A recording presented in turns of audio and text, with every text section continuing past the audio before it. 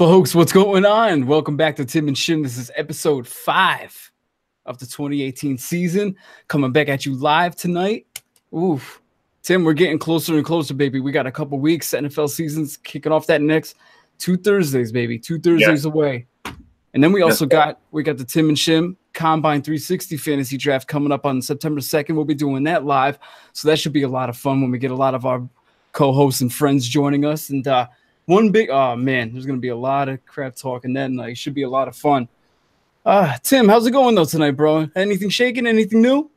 You know what, Shim, I'm feeling good. A lot of good football news. A lot, I'm thinking outside the box. Like, what are some of the things that can happen before the season starts? So that's been kind of fun. Also getting ready for my fantasy football, as you say.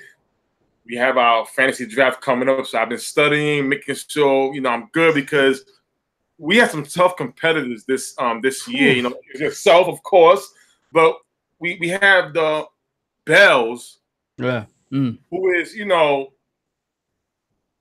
UMW's baseball's show 7th inning stretch. He's the champion. Yep. So it's I've been studying. I got to win this year.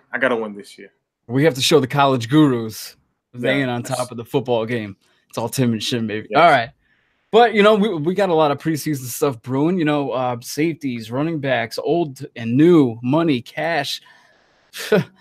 Sally, that was my cue when I said that. Thank you, money, cash. We talked about it before the show. When I say money, cash, that's when you were supposed to flip the screen. This is going to be your last strike. Tim, do not say hi. She does not deserve a hi tonight. Tim, I'm sorry. She deserves. I apologize, Sally and Tim. I'm acting unprofessional. I'm just a little tired. I don't know. This whole. Hi, Sally. Tim says hi. This whole Adrian Peterson thing, Tim, getting into it, starting off the topic of the night. Adrian Peterson to the Redskins. Everyone knows Darius Geis went down. Their first-round pick went down with that ACL injury in the preseason week 1. Very unfortunate. That's why a lot of people don't even want to play until they're paid.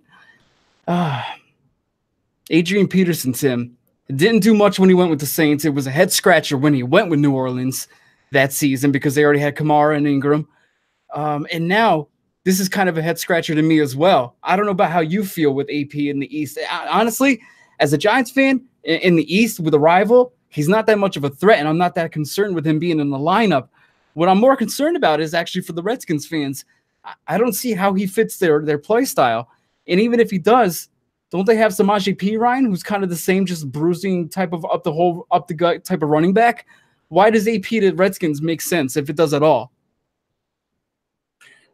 It doesn't. Well, Shim, all he is a brand name. I'm sure Redskins fans will buy his jersey. Oh, we have a Hall of Famer playing in the Redskins uniform. But let's just be honest, Shim. The last time he had 1,000 yards was 2016.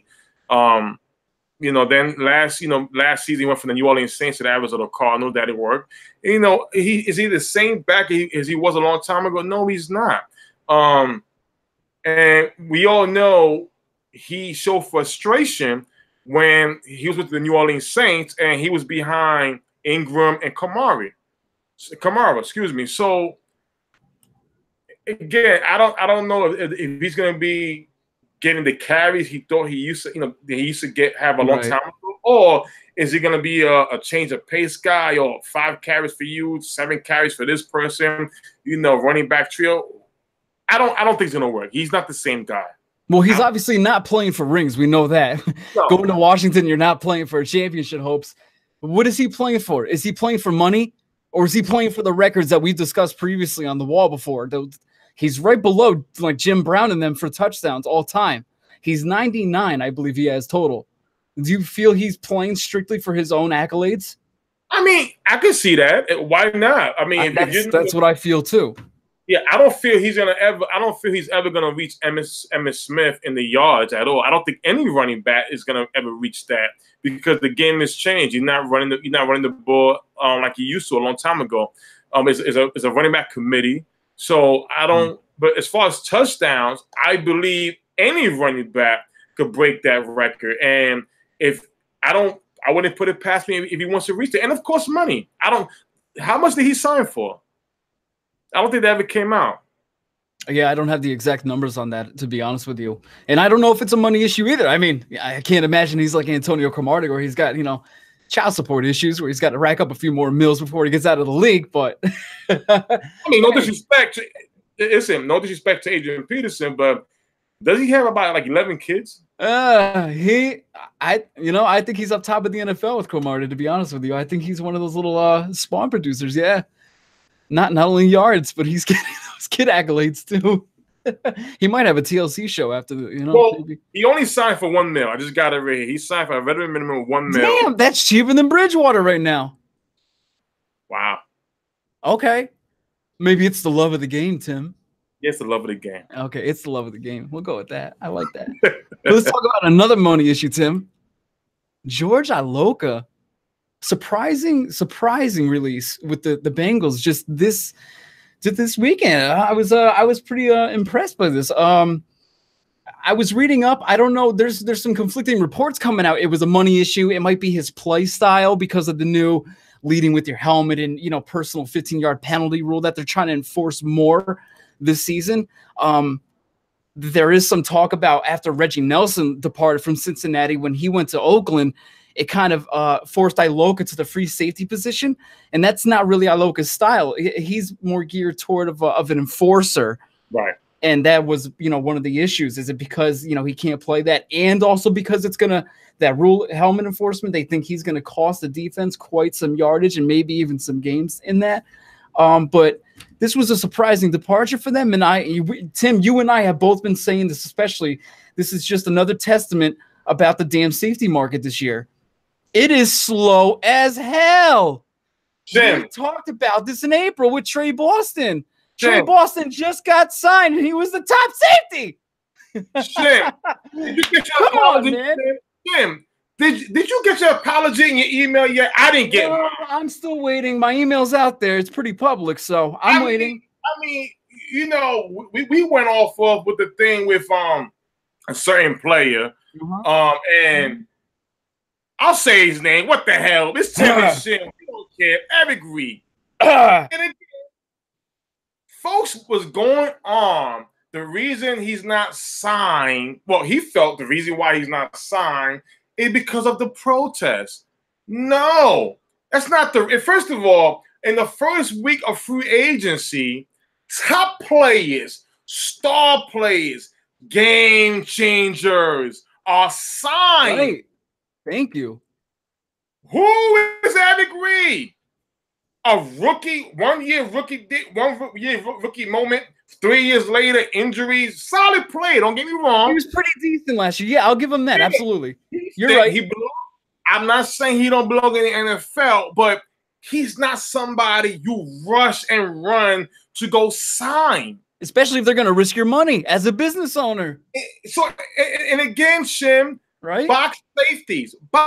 When you have Kenny Vaccaro, Trey Boston, and you got now Eric Reed out there, box safeties.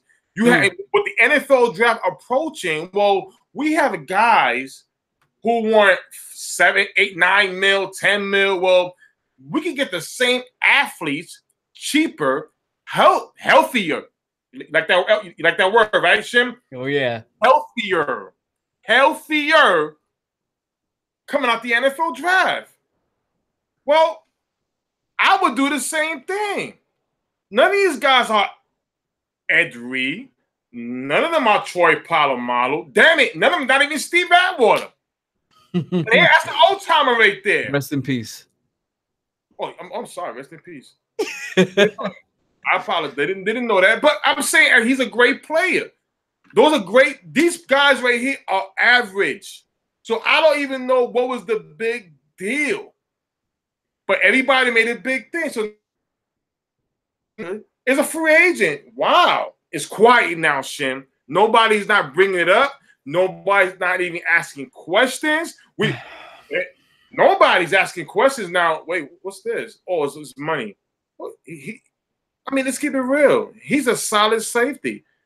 Probably he would have been the better safety on the market in March. Could have been. So, again, this young man, nobody's even signed him yet. He's been out on the market, but for 3 days already. Yeah. He's a box safety. What's wrong? Why are we taking so long? There's a lot of safety need out there, Tim. What's going on? Now, I will say it is a team like my Dallas Cowboys. Can we use him? Yes, we can. Again, I don't know how. I'm hoping, and I'm pretty sure the defense will be a lot better under Chris Shaw, who came from Seattle. So when I look at ILOKA, I'm like the big safety they had, the 6'4" safety they had in Seattle. You understand what I'm saying? So I see that, but they didn't go that route. They went with Jerryon Johnson, a ball hawk safety. That's what they want, a ball hawk safety. Not a safety who can just play on the line of scrimmage and tackle. They wanted a ball hawk. Folks, let's see how the process goes before we start assuming. And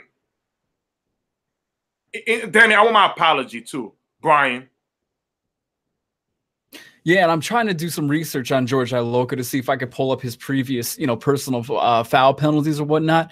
I don't have that right on hand, but I do have, just some transaction or fines in his history. Let me see. I'll start with March 9th of 2016, or I'm sorry, December 5th, 2017. It looks like the NFL suspended one game for violating his safety-related playing rules. December 6th. He got fined for $35,000 for violating the safety-related rules, and he also let me see. No, that's pretty much all he's got there. So I don't know if it was more of the playing style, Tim. That's what I was trying to research with personal fouls. I don't know if Cincy is really that too worried about personal foul hits leading with the helmet type of thing. But you're right. It was more forcing him to be a ball hawk, which really isn't his strength. He's more of that enforcer, like a Palomalu coming in and hitting you right in your ribs. That's the factor, I think. We said this in March. Yeah, right. Yeah. Look over a lot of these rosters, too. If you look over a lot of teams, go to our lads' depth charts. Look over a lot of team safeties. A lot of these team safeties are young, and they're drafted within like the 3rd through 5th rounds. These aren't people you have to get in the 1st and 2nd and trade up for or spend $8 million a year on. Hello? Tim, another thing we've been preaching for 5 months now, Tim. We having defenses playing more than 9 packages where they want corners out there more than safety. I mean, and we say that maybe box safety is becoming like the running backs of the NFL, very diminished, not a big need. Hey, NCAA, strong safeties. You better know how to cover because coming to the NFL, you ain't be getting drafted high in the 1st round. You may be coming undrafted. To be honest, in my opinion, I think your safety need depends on your opposition within most likely your division. Just like when the Giants, they had a lot of receiver threats, they went with the 3 safety set, and it worked out for them because they had the personnel to do it. Their defense shined a lot in that scheme. Now, that wouldn't work so much. It's more of a run league, in the division. You got to worry about Zeke. Then you got Eagles' offensive line is pretty damn good too. So it's need based on division and opponents is what I would say for safeties. So let's get into the next topic. So we got to get into our take it or leave it for the night too. That takes a good portion of our night, and it's Teddy Bridgewater. Tim, Teddy Bridgewater, he was only signed for like $1 million. I think half was workout, half was a sign bonus. And he's only on, I think, for about $5 million for contract-wise. So this is, I actually think, a very smart play by the Jets overall because they can get him off for very cheap. $5 million is not a lot via the salary cap and what teams have. And most likely, if they get a draft pick out of it, it's basically like a Cleveland-esque type of move. You're spending money overall just to get that little bit of that draft pick wherever you may land. That's not a bad deal. So we could see how that ends up. But with Teddy Bridgewater, there is a few places that I could actually see him end up as a backup for now or a clipboard holder, just in case he were to actually, be called into action. I have 3 teams listed here. The first would actually be the Carolina Panthers. Their backup quarterbacks currently are Garrett Gilbert and Taylor Heineke. I don't know if you know what colleges they came from, but it doesn't seem they have too much insurance right now behind Cam Newton. And they have hopes for another big playoff run. They just went 11-5 last season. They reached the playoffs as a wild card team. And Bridgewater's very familiar with the offensive coordinator, North Turner, after working with him in Minnesota. The next one is going to be the Green Bay Packers. We're going to be talking about them later in the night, too, as we're covering the NFC North. Their backups right now, Brett Hundley, who we got to witness, Deshaun Kaiser, and Tim Boyle. We all saw what the Packers were last year when Brett Hundley came in and he had to take over for Rodgers. Not even the Packers fan wanted to watch the games any longer. Packers went 3-5 until Rodgers miraculously tried to save the season in Week 15. I thought it came back too early and almost risked something even more serious. And I'm not sold on Deshaun Kaiser. He was in Cleveland just last year in 2017, and he was shipped so damn quickly. Obviously, there's nothing much they see in him. Bridgewater, immediate upgrade over the stable of backups here if Rodgers was to, for whatever reason, go down again. And my last team, Tim, for a fit, I like the Houston Texans. We all saw what happened. Houston finished last year in the South with a record of 4-12 after Watson tore his ACL at the beginning of November. They're in serious contention for this season, and I think Bridgewater has similar athleticism to Watson compared to Brandon Weeden right now. And the other backup on their roster is Joe Webb. He's not going to play in the game, or he's not going to win any games either with his arm. And he's too much of a gimmicky, like run pass option style quarterback. So I think Bridgewater could play great if something were to happen with Watson again in this offense. Shim, I want to give a round of applause. Huh? Is that for Sally? No. Oh, hi, Sally. No, this is to the New York Jets. I want to give him a hand.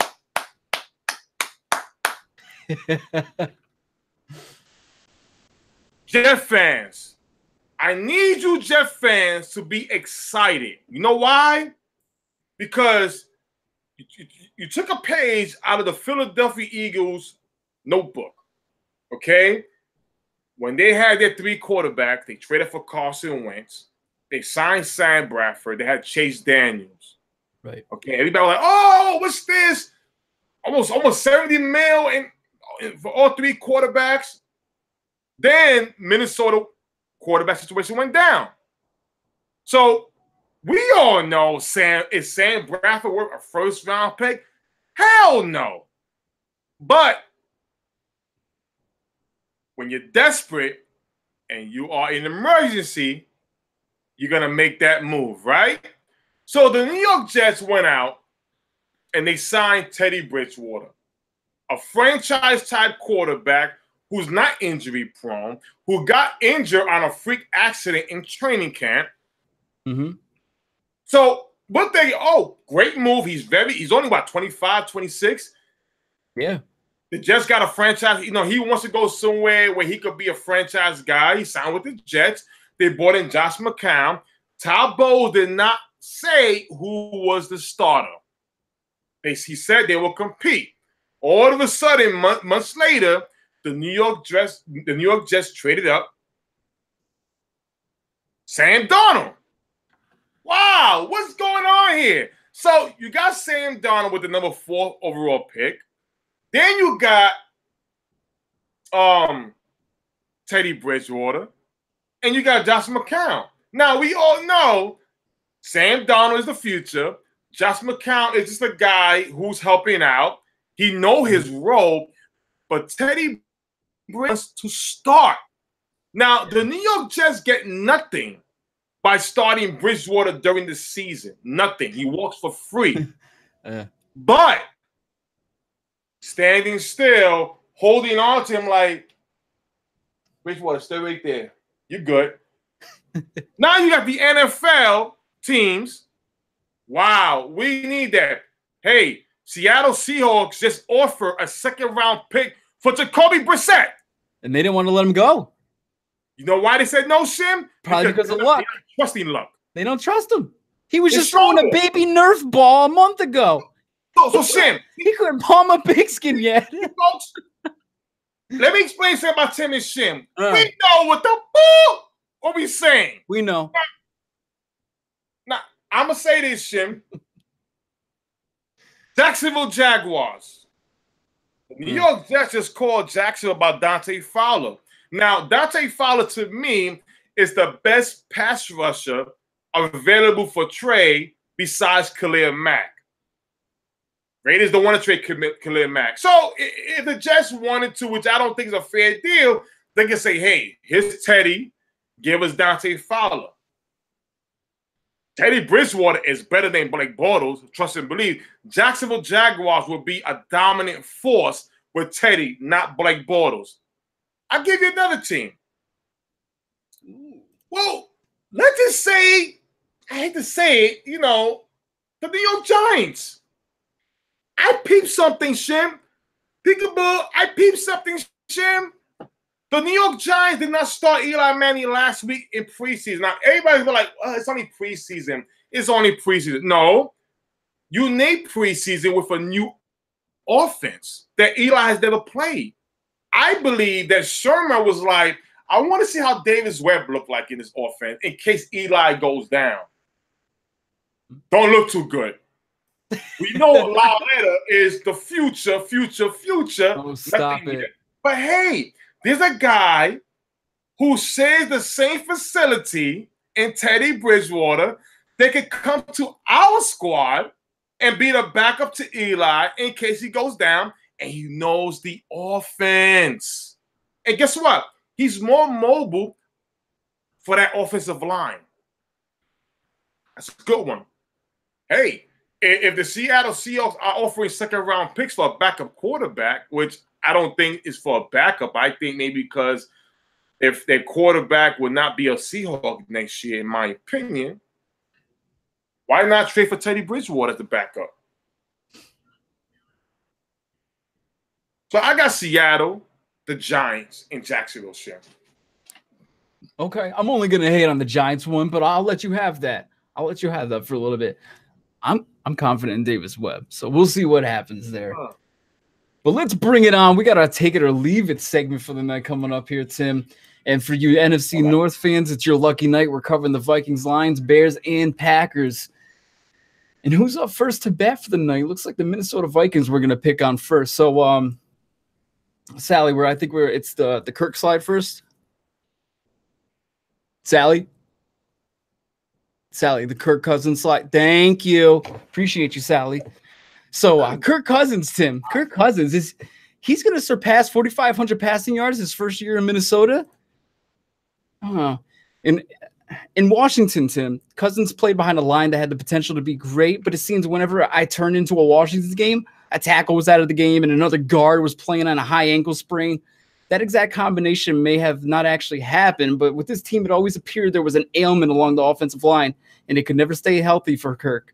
Add to that, Kirk had an all-pro tight end in Jordan Reed, who you could only manage to get 6 games out of a season out of. And he virtually never got time on the field with the 2016 first-rounder in Josh Doxson. Kirk Cousins was awarded by Dan Snyder and crew with the joke of Terrell Pryor. They get rid of Deshaun Jackson and Pierre Garçon and tell Kirk, hey, we respect you. You're our guy. And, you know, these are your offensive weapons.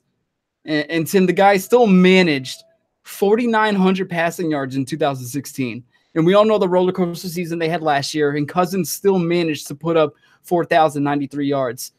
Now he gets an offense with a refurbished O-line as of last year who held up very well. Dalvin Cook, Stephon Diggs, Adam Thielen, Kyle Rudolph. You're damn right, Tim, he's getting 4,500. I'm taking this, absolutely.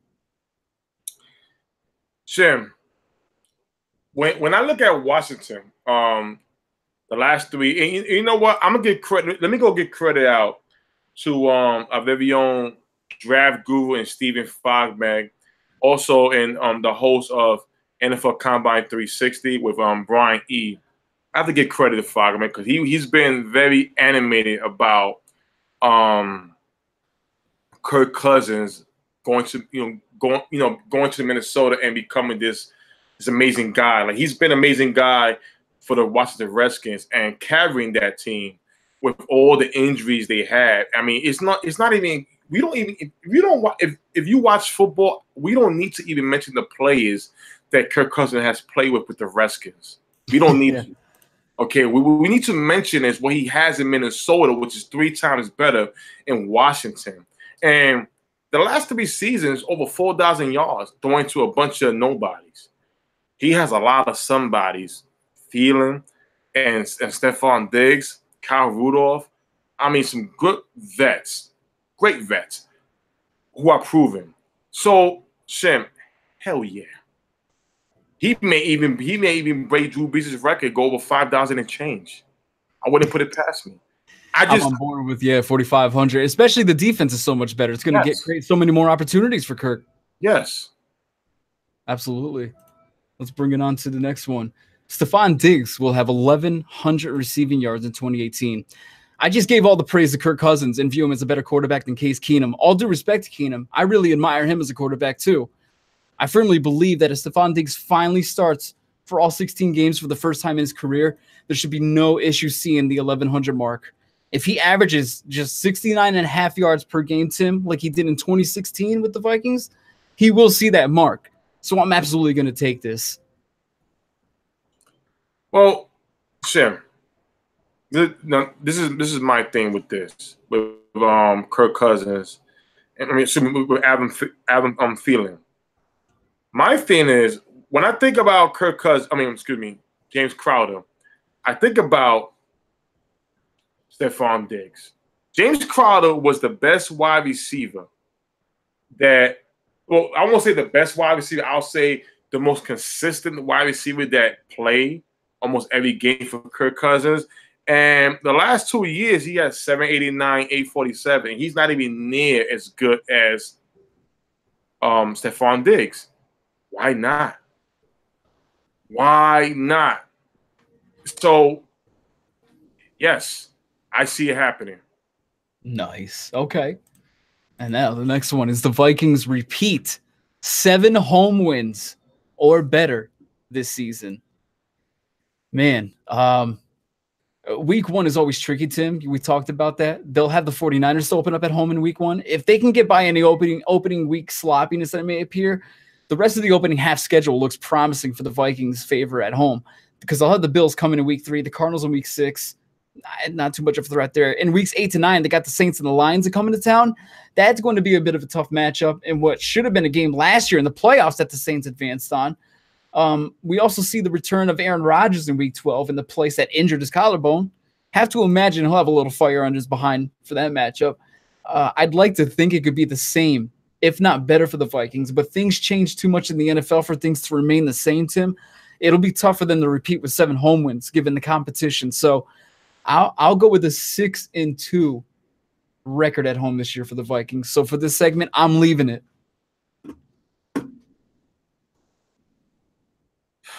You know what, Shim?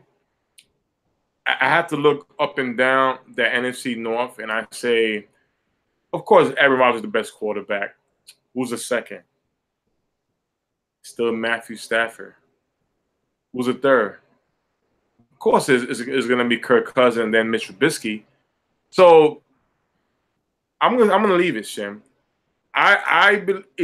Don't get me wrong. Kirk Cousins will have the numbers, but the wins is something totally different. Okay, I'm leaving it. I might argue Kirk Cousins over Stafford. I don't know. What? I might. Shim, come on, Shim. As of late, we'll have to see. Damn, not come on. Let's move. He messed up Stafford. Let's move it on to someone we just talked about, Mr. Thielen. Will he record a record high of 6 touchdown grabs in 2018, Tim? This line kind of makes you go, what? Adam Thielen with a career high of 6? It's true, though. As good of a receiver as Adam Thielen has been, he's only come up with 5 scores in 16. And then last season, he only resulted 4 grabs. In that time, his targets have also increased from 92 in 2016 to 142 as of last year. In my eyes, Kirk Cousins is one of the most underrated quarterbacks in this league, Tim. Statistically, he's been showing in the top 5 the past couple of years. But do we have Fogs around? Fog, give me your Fog metrics and show me where Kirk is. He's top 5, Tim. Thielen should see around the ballpark of 120 to 140 targets this season. I absolutely believe he balls out and gets his 6+, Timmy. Take it. Shim, I'll take it. I'm taking 12. I got 12 TDs for Adam Thielen, straight up. He proved it last season, and a receiver in Treadwell was drafted in the first round from Ole Miss to replace Thielen. He just came out of nowhere. I mean, this young man, listen, he he's made Diggs better. Not the other way around. He's made Diggs better. So I'm taking it. I say 12 touchdowns. 12. 12. We're getting into the Lions. Matthew Stafford. Will Matthew Stafford get his first playoff win in 2018? Dula, if you're watching this segment, you may want to mute this for a second. I have to leave it, Tim. Unfortunately, while you and I both have rooted for Detroit in the past and even shown more love to the Lions than previous fans that have been part of the show, I won't name any names, but we know we get stellar games out of Stafford in the regular season and even flashes from the team that looks like, oh man, holy crap, the Detroit Lions are going to go on a serious run here, y'all. Only to end up with the same old record of anywhere from 7 to 9 wins on the season. If by some miracle they do make the wild card with those 9 wins, we all know the story that ends with Stafford at the helm. I'm sorry. He's been 0-3. Whenever he gets there, it's an over trip. It just doesn't seem he can or ever will get over that hump in his career. I'm sorry, Lions fans. I have to leave it at Dula. we all know he's watching, so I have to be very careful what I say. I will say this, Jim, in my opinion. I'm a big fan of Stafford since his days in Georgia. I believe the reason why Stafford hasn't really won much is because the money was all tied up into Calvin Johnson, and the team never just got better. I like Golden Tate, Marvin Jones. I like the new kid, Kevin Johnson, like Gary Blunt. I think Steph has a very good team, and I like the coaching staff for the New England Patriots. I'm liking that. So I'm just I want to jinx it because it's happened to me so many times. If I say no, he might be playing the Dallas Cowboys, and it will come back to bite me. So I'm going to say I'm taking it. Yes, Stafford will win his first playoff game. Wow. Okay. Hopefully, it won't be against my Dallas Cowboys. It'll be against another NFL team. Hopefully, my Cowboys will be hosting, and he win his first playoff game as a wild card. So you think the Lions are going to be out either the Packers or the Vikings for a second slot in the North is what you're saying. Okay. All right. I got you, Tim. I got you. Yes. All right. Marvin Jones will lead Golden Tate in receiving yards in back-to-back seasons. Tim, I'm leaving this one. The reason being is when you look over Jones' season last year, he had an extraordinary 18 yards per reception on just 61 grabs. Typically, when the receivers are in the 60 to 65 range for receptions, the receiving yards is typically in the 800 to 890 range. Marvin Jones was able to total 1,101 yards on those 61 grabs. For him to repeat that type of production just seems unworldly. Golden Tate is still the target and the receptions man in Detroit. For that reason, I think Tate gets back on top in the receiving yards department for the wide receivers. He should have been there last year as well. Leaving it. Shim, I agree with you. I'm leaving it too because, yes, Golden Tate will lead, and I also believe the name Kenny Golladay will take over Marvin Jones' role as the number 2 guy, go-to guy behind Golden Tate. So I'm leaving it. I agree with you. Oh, man. Marvin Jones, he flashes for like 2-3 games in the beginning of the season, and then he just kind of fizzles out to like 40 yards. Yeah, he gave me a fantasy headache last season, Tim. I'm going with my boy Golden Tate this year. I already got him drafted in one league. That's why I'm leaving it. But all right, we'll move on to Amir Abdullah. No doubt. Does Amir Abdullah fail to make the final 53 roster in Detroit this season, Tim? Take it. When you look over this Lions roster, Tim, it's hard to see where this guy fits in the backfield during the regular season. Matt Patricia's now the head coach over there, and he has a history with LeGarrette Blount being in New England. So there was obvious want in Blount on Patricia's behalf. They also just drafted a promising young back in the second round in this year's draft, Kerryon Johnson out of Auburn. Good things are already being said about the young man. That basically leaves the third running back slot to go to between Amir Abdullah and Theo Riddick. And unless something happens to Riddick in the next couple of weeks in terms of like an injury, something catastrophic, I don't see how the Detroit organization sees more value in Abdullah at this point than Riddick, who is a very reliable pass-catching back for the Lions and can be shifty as hell in the open field. Abdullah's time in Detroit is over, unfortunately. Jim, he's gonna make the roster, but he will also be traded. He's worth a trade. He's worth a trade. He's worth a trade. I don't know. I think he's like a job at best, Tim. Without the concussion issues, maybe not as much, but I think he's there's a young man in Tampa Bay who's pissing off the coaching staff. It's a young man over there. So I can see Amir Abdullah make the roster, and he's a good 4th round trade bait. Not for free. Okay, I don't know about. I disagree with trade bait because I think he's just too much of a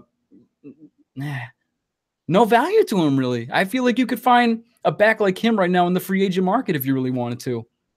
That is true. We'll see though. We'll see what happens. There's been some big surprises this year. Kerryon Johnson though will lead all Detroit backs in rushing yards. As I stated previously, Tim, I believe there's a strong relationship between Patricia and Blunt. And for Patricia, he has a clear understanding of what Blunt brings to the table with his violent run style and yards after contact. That yak is ultimately how Blunt has earned his living in the league. He's not going to be your third down back, as they will go with a nice 3-back tandem to keep things fresh. But ultimately, Blunt, he's going to be the workhorse that leads, the way in the rushing category, while Kerryon, he's going to come in for relief. He's still going to be learning during his rookie campaign, but I don't think he's going to be the lead back right away. There's a lot of hype with this dude, but we got to calm it down just a little bit. He's not going to be like your Kamara or Hunt right away, but promising young man for sure. But I think Blunt takes that cake, so I'm going to leave it for now. I'm with you, Shim. I'm leaving it as well. Gary Blunt is the guy. Kerryon is the future. He will play his role and just do what's asked of him to do. And let's just see what happens going forward during the season. If his role increases, that's it. But I agree with you. All right, baby. That wraps it up for Detroit. And we're going to get into, we got 2 more teams left for the NFC North. We got the Green Bay Acme Packers, and we got the Chicago Bears last. So let's get into it with the Packers. What do we got for the first one? The Packers will make the playoffs this year, Tim. Well, within their own division, I think Chicago still has a ways to go. They're probably a year or 2 away from being real contenders. The Lions will always put up a good fight, but I don't see any changes made in the offseason that tells me they're going to turn into a 10-plus win team and battle the Packers for that potential wild card spot into the playoffs. Right now, the division is the Vikings to lose, while the Packers, I believe, are the second best team in the division. The return of A-Rod is imperative to Green Bay's success. Green Bay just looked like a different team when Hundley was asked to lead the way. I believe the Packers end up with a wild card spot this season. Take it. Absolutely.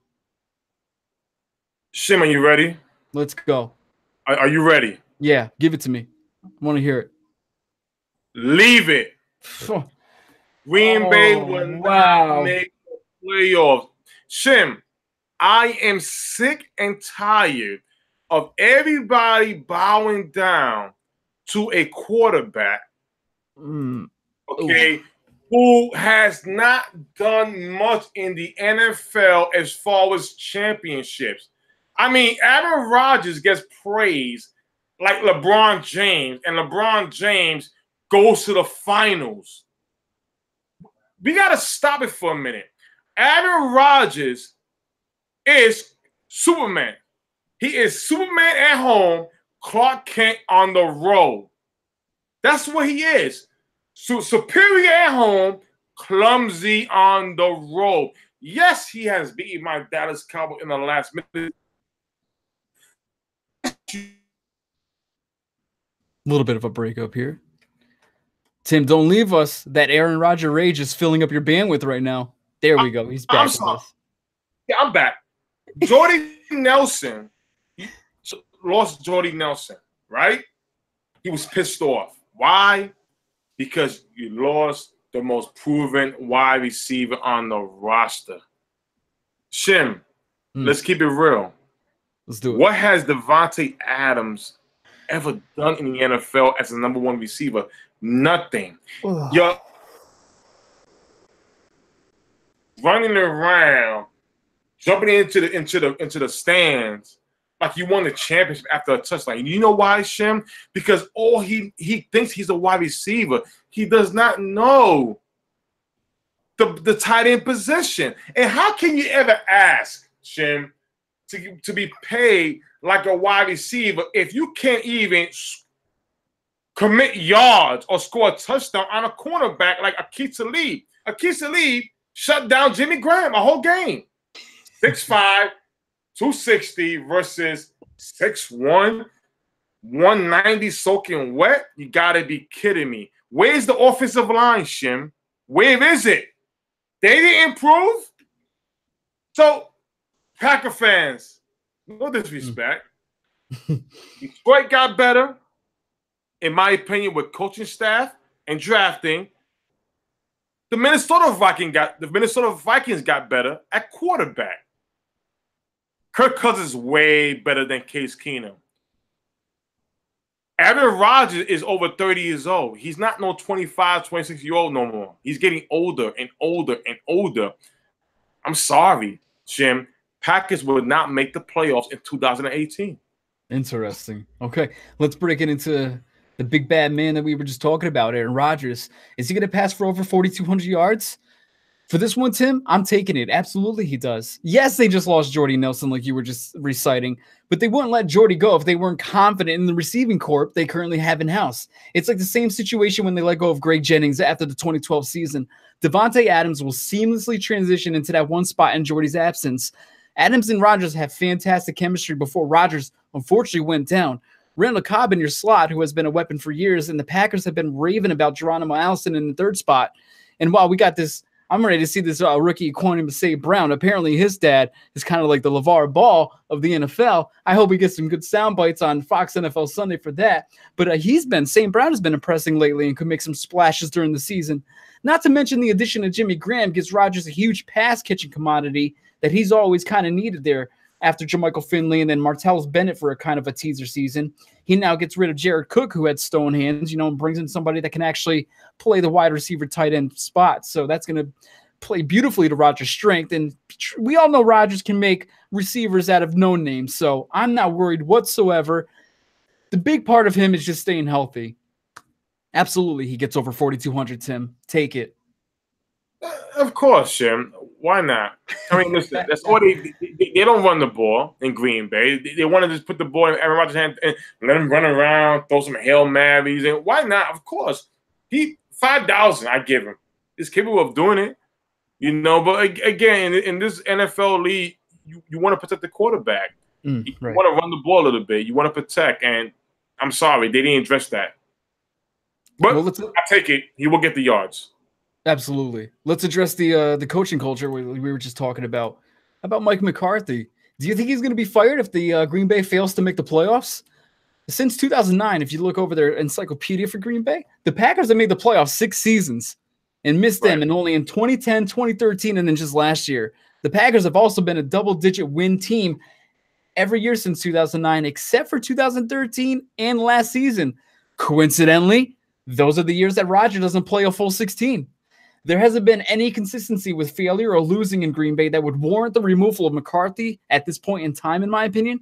So the only way I could see McCarthy getting fired is if Rodgers was leading this team fully healthy and they failed to produce double-digit wins or make the playoffs for like 2 to 3 years straight for that to occur. I'm leaving it. You need a couple more seasons of failure for McCarthy to be on that hot seat.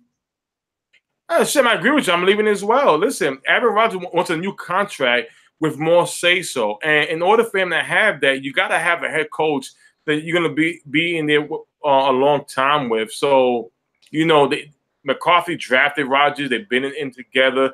The system will never change. Rodgers is getting older, so I don't see a change. Just be McCarthy goes bye-bye. Right, and we were just talking about this guy too. Let's finish it off. The Packers with a little Davante Adams talk. Davante Adams will lead all Green Bay wide receivers in receiving yards. Despite losing Rodgers in Week 6, Adams was able to still post a quality line of 885 yards and 10 touchdowns on the year. 63.2 catch percentage, if anybody cares about that factor. Not bad when you're talking about going from one of the best quarterbacks in the game to Brett Hundley, who never really seemed to get comfortable in the 9 games he was a starter. So there's no doubt in my mind that Davante will be the king of yards amongst the wide receivers of Green Bay. Tim, I'm taking that, absolutely. Yeah, I'm taking it, Shem. Aaron Rodgers, basically, he had emotion down. a couple of weeks ago about how the wide receivers saying and things like that. Listen, Devontae Adams is the guy to draft in fantasy. He's the only guy that, besides Cobb, that's valuable for Rodgers. Jimmy Graham is Jimmy Graham, but Devontae will lead all wide receivers in receiving yards. So I'm taking it. Absolutely. Absolutely agree. Let's get into the last team of the night, baby. We got the Bears. You are on the hot seat for Take It or Leave It on the Tim and Shim show. We got Mitch Trubisky. Does he throw for over 3,400 yards, Tim? A little guy? A little arm? Hey, you know what, Tim? I'm taking this, Tim. Mitchell Trubisky looked like the raw quarterback we all thought he was going to be last year, and we all knew exactly what type of offense he was working in. Nobody expected astronomical numbers out of this guy. Most chalked him as a bust because coming out of North Carolina, he had what? It was like 13 games played since high school football. But he started 7 games, and he had a mediocre campaign. That also goes to speak for what they had offensively for Trubisky. He only has to average about 250 passing yards a game to accomplish this feat, and he had about 183 yards per game last season with limited staff. Now Trubisky has the likes of Allen Robinson from Jacksonville, and he's teamed up with Taylor Gabriel, a very versatile slot machine from Atlanta, and they drafted the young man Anthony Miller in the 2nd round in this year's draft out of Memphis, who's a very promising young wide receiver for the Bears team. At the tight end position, they just got Trey Burton over from Philly, big playmaker, and Adam Shaheen, the 6'5 monster that they drafted in round 2 of the 2017 draft that should be up and coming. Mitch will absolutely get over the 3,400-yard mark this year. Take it, baby. Listen, Allen Robinson, Taylor Gabriel. Remember the rookie I said, Anthony Miller. Remember him. Trey Burton. The Chicago Bears did a fantastic job in the offseason, Shim. They did. You draft a quarterback, a young quarterback, and you surround him to make things work right for him. Yes, Shim. Hey, yes, we know he's raw, but there's a reason why they give so many draft picks to move up and get him. This kid is talented. He has what he needs to throw for 3,400 yards. Shim, 4,500. Wow. That's telling you. Season. Wow. Okay. I was thinking along the 3,500 range, but okay. Wow. I'll give you that confidence. All right. How about Tariq Cohen with 1,500 yards from scrimmage this season? Cohen was only able to start about 4 games, although he appeared in all 16. But it's not going to be easy to dethrone Jordan Howard at playing time initially. Despite that, Cohen was able to still have a 4.3 yards per carry, got 370 on the ground, and caught another 353. Gave him a total of 723 scrimmage yards last year, Tim. I firmly believe that Cohen will see more reps. He'll produce much more than he did in his rookie year. I don't believe he's going to damn near double his production and then some. To get to 1,500 yards from scrimmage, that's quite an impressive turnaround in 1 year. I believe we get him around 1,100 to 1,200, but for 15, I'm going to leave that. Sure, I'm leaving it. Listen, we all know Jordan Howard is going to run that ball a lot, just to make it easier for Mitch Trubisky. If Tariq Cohen was a starter, I would say yes, but he's not. You know, he has return duties as well in the special team, so I'm leaving it. It's not going to happen. I agree with you, brother. We got 2 more to wrap it up for the Bears and for the night. The Bears will not finish last in the NFC North, Tim. Leave it. I'm sorry, Bears fans. The other 3 teams in the North haven't had any drastic changes that leads me to believe they're destined to do worse or as worse as the Bears were last year. The Vikings virtually have the same team intact and slight upgrade at quarterback. The Lions, while they haven't had too many changes on both sides of the ball, they've shown pretty much they're good to lock up the 3rd spot in the North. And the only way they're sniffing 2nd is if something happens to Rodgers or Cousins this year. The big bad man himself, Aaron Rodgers, is back in position to lead his team to battle the Vikings for the top spot in the division. The Bears got a ways to go before they're not the bottom feeders any longer, Tim. I'm sorry, Bears fans. It's 4th of 4th this year again. I'm sorry, I'm taking it. I got Green Bay at the bottom. I'm going all out, Shim. Listen, again, and right now we need youth. Okay. Big names don't mean anything anymore. We just talked about Adrian Peterson as a big name with the Redskins. Aaron Rodgers, yes, he's Aaron Rodgers, but who is Jimmy Graham? Devontae Adams, has he done anything yet? No, he hasn't. Green Bay, how they got better with the running game, with the offensive line to protect Aaron Rodgers? No, they haven't. Chicago Bears defense is solid. Solid. Especially with the young man, Roquan Smith from Georgia. Watch, Leonard Foy, Traquavion Smith. I mean, Eddie Goldman, Keith Hicks. Sam got some names. I mean, the Bears got defense. Eddie Johns, And we've seen teams like Seattle where you give Russell Wilson time, the offense will grow. The defense is the strength. I'm sorry. The Bears defense is better than the Packers. Ooh. And I think the Bears offense helps the quarterback much better than what Green Bay has for Rodgers. So, yes, I'm taking it. The Bears will not finish last in the NFC North. They'll finish third. Damn. That's quite the prediction right there. We're going to wrap it up. I go all out. With the last one for the Bears, Allen Robinson, he's going to lead all Chicago wide receivers in receiving yards. This one, Tim, I'm absolutely taking. Although the Bears may not be playing for much this season, in my opinion, Allen Robinson will be Mitch Trubisky's best friend. Just look at Blake Bortles' numbers when he had AR-15 in Jacksonville. It's the only time in Blake Bortles' entire career that he eclipsed the 4,000-yard passing mark with 44-28 in the 2015 season. Also, the only time Bortles has thrown over 30 touchdowns, as he had 35 that season as well. Since then, Bortles' numbers has gradually died down. Allen Robinson ended up with 1,400 receiving yards that year. A lot of people forget that.